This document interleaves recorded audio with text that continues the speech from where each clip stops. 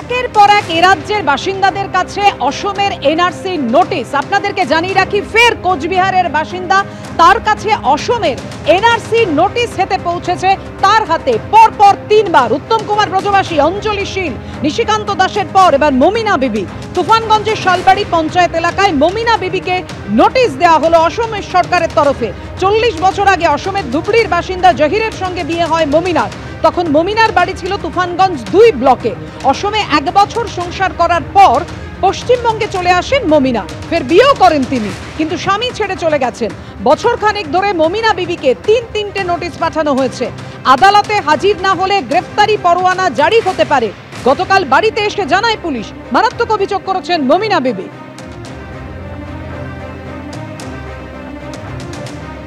বিয়ে কোথায় হয়েছিল? আসামে। কতদিন সংসার করেছিলেন? 1.5 বছর। স্বামীর বাড়ি কি ওখানে? হ্যাঁ, স্বামী এখানে এসছে। স্বামী নিয়ে এখানে আছি, তখন স্বামী 2 বাচ্চা হওয়ার পরে তখন স্বামী একবার তালাক দিয়ে চলে গেছে। আপনার এখানে কারা কারা, পরিবারে কে কে আছে এখন? এখন আমার 2 ছেলে আর আমি। ছেলে আপনি। কোন এই নোটিশ কতদিন আগে আসে আপনার? একটা আছে 3 মাস আগে। তার আগে আসছে। নোটিশটা কবে দিয়েছে? নোটিশ 3 মাস আগে দিয়েছে। আর কালকে কি আসছিল কেউ? আচ্ছা, লোক আসছে, কিন্তু এমনি বলে দিয়েছে, বলে লোক আসবে এই জায়গায়।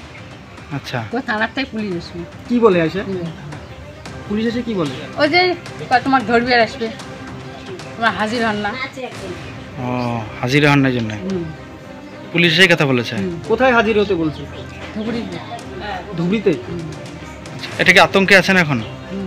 হ্যাঁ, এখানে কি ভোট দিচ্ছেন? এখানে তো আমরা ভোট হয়, এখানেই ভোট হয় আপনার। অর্থাৎ পশ্চিমবঙ্গের এ রাজ্যের বাসিন্দাকে কেন অসম সরকার এনআরসির নোটিশ ধরালো তা নিয়ে প্রশ্ন তুলেছে তৃণমূল। পাল্টা বিজেপির বক্তব্য যে কেন সরকার, পশ্চিমবঙ্গের সরকার অসম সরকারের সঙ্গে কথা বলছে না। পরপর দেখুন তৃণমূল বিজেপি কে কি বলেছে। আসাম গভর্নমেন্ট তাকে চিঠি পাঠায় কিভাবে, কোন হিসাবে পাঠায় আমরা বুঝতে পারছি না। এটা বাংলার ভোটারদের তারা আতঙ্কিত করছে, বাংলার নাগরিকদের হেনস্থা করছে। এটা বন্ধ হওয়া উচিত। মাননীয় মুখ্যমন্ত্রী মমতা ব্যানার্জি পরিষ্কার বলে দিয়েছেন যে একজন ভোটারকেও বাদ দেওয়া যাবে না।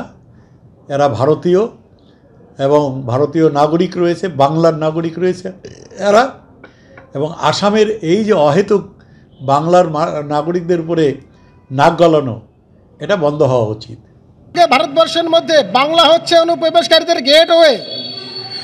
আজকে বাংলা থেকে সরকারি মাধ্যম দিয়ে আধার কার্ড, ভোটার কার্ড করে দিয়ে বাংলাদেশ থেকে যারা এসছে, আজকে জঙ্গিরা বিভিন্ন ছদ্মবেশ ধরে এখানে এসছে।